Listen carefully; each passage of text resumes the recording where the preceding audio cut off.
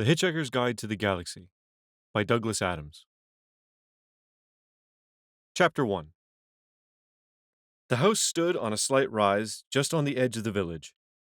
It stood on its own and looked out over a broad spread of West Country farmland. Not a remarkable house by any means.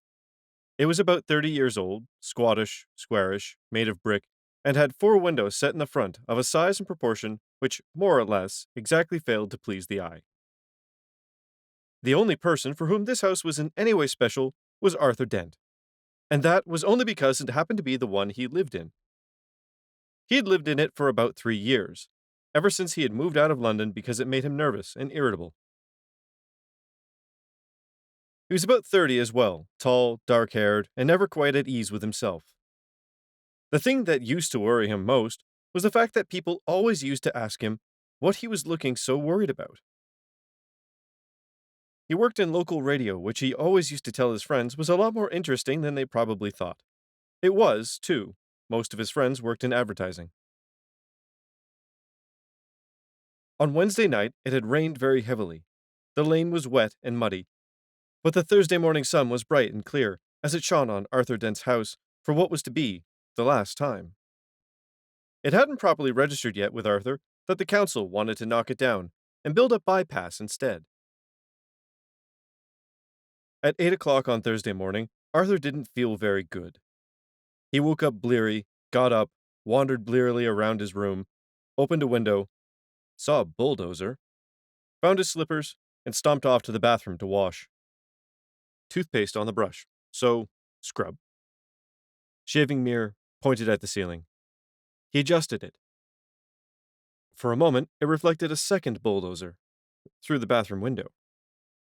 Properly adjusted, it reflected Arthur Dent's bristles. He shaved them off, washed, dried, and stomped off to the kitchen to find something pleasant to put in his mouth. Kettle, plug, fridge, milk, coffee, yawn. The word bulldozer wandered through his mind for a moment, in search of something to connect with. The bulldozer outside of the kitchen window was quite a large one. He stared at it. Yellow, he thought, and stomped off back to his bedroom to get dressed. Passing the bathroom, he stopped to drink a large glass of water, and another. He began to suspect that he was hungover. Why was he hungover? Had he been drinking the night before? He supposed that must have been. He caught a glint in the shaving mirror. Yellow, he thought, and stomped on to the bedroom. He stood up and thought. The pub, he thought. Oh dear, the pub. He vaguely remembered being angry about something that seemed important. He'd been telling people about it at great length, he rather suspected. His clearest visual recollection was of the glazed looks on the other people's faces. Something about a new bypass he'd just found out about. It had been in the pipeline for months, only no one seemed to have known about it. Ridiculous. He took a swig of water. It would sort itself out, he decided. No one wanted a bypass. The council didn't have a leg to stand on. It would sort itself out. God, what a terrible hangover it had earned him, though. He looked at himself in the wardrobe mirror. He stuck out his tongue. Yellow, he thought. The word yellow wandered through his mind in search of something to connect with. 15 seconds later, he was out of the house and lying in front of a big yellow bulldozer that was advancing up his garden path. Mr. L. Prosser was, as they say, only human. In other words, he was a carbon-based bipedal life form descended from an ape. More specifically, he was 40, fat, and shabby, and worked for the local council. Curiously enough, though he didn't know it, he was also a direct male-line descendant of Genghis Khan. Though intervening generations and racial mixing had juggled his genes so that there was no discernible Mongoloid characteristics, and the only vestiges left in Mr. L. Prosser of his mighty ancestry were pronounced stoutness about the tum and a predilection for little fur hats. He was by no means a great warrior. In fact, he was a nervous, worried man. Today, he was particularly nervous and worried because something had gone seriously wrong with his job, which was to see that Arthur Dent's house got cleared out of the way before the day was out. "Come off it, Mr. Dent," he said. "You can't win, you know. You can't lie in front of a bulldozer indefinitely." He tried to make his eyes blaze fiercely, but they just wouldn't do it. Arthur lay in the mud and squelched at him. "I'm game," he said. "We'll see who rusts first."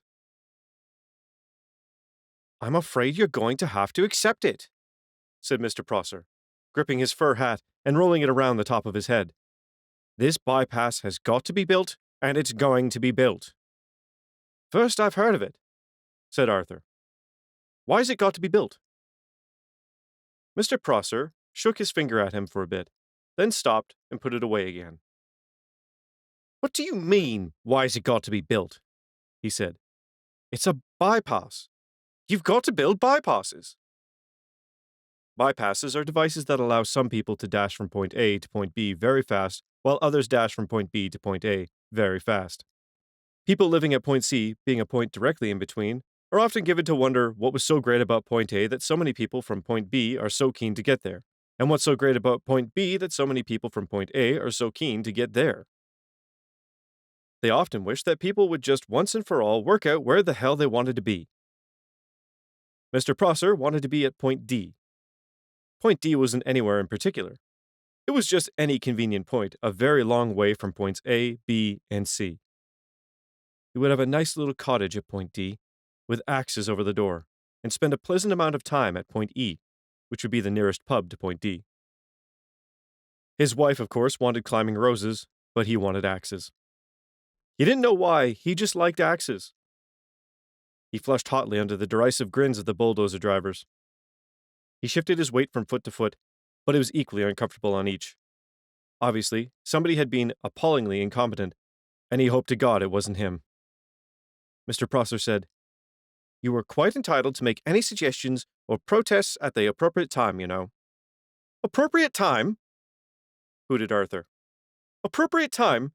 The first I knew about it was when a workman arrived at my house yesterday. I'd asked him if he'd come to clean the windows, and he said no. He'd come to demolish the house." "He didn't tell me straight away, of course. Oh no, he wiped a couple of windows and charged me a $5. Then he told me." "But Mr. Dent, the plans have been available in the local planning office for the last 9 months." "Oh, yes. Well, as soon as I heard, I went straight round to see them. Yesterday afternoon." "You hadn't exactly gone out of your way to call attention to them, had you? I mean, like actually telling anybody anything?" "But the plans were on display." "On display? I eventually had to go down to the cellar to find them." "That's the display department." "With a flashlight." Well, the lights had probably gone." "So had the stairs." "But look, you found the notice, didn't you?" "Yes," said Arthur. "Yes, I did. It was on display in the bottom of a locked filing cabinet stuck in a disused lavatory with a sign on the door saying, 'Beware of the leopard.'" A cloud passed overhead. It cast a shadow over Arthur Dent as he lay propped up on his elbow in the cold mud. It cast a shadow over Arthur Dent's house. Mr. Prosser frowned at it. "It's not as if it's a particularly nice house," he said. "I'm sorry, but I happen to like it." "You like the bypass?" "Oh, shut up," said Arthur Dent. "Shut up and go away and take your bloody bypass with you. You haven't got a leg to stand on, and you know it." Mr. Prosser's mouth opened and closed a couple of times while his mind was for a moment filled with inexplicable but terrible attractive visions of Arthur Dent's house being consumed with fire, and Arthur Dent himself running screaming from the blazing ruin with at least 3 hefty spears protruding from his back. Mr. Prosser was often bothered by visions like these, and they made him feel very nervous. He stuttered for a moment, and then pulled himself together. "Mr. Dent," he said. "Hello? Yes?"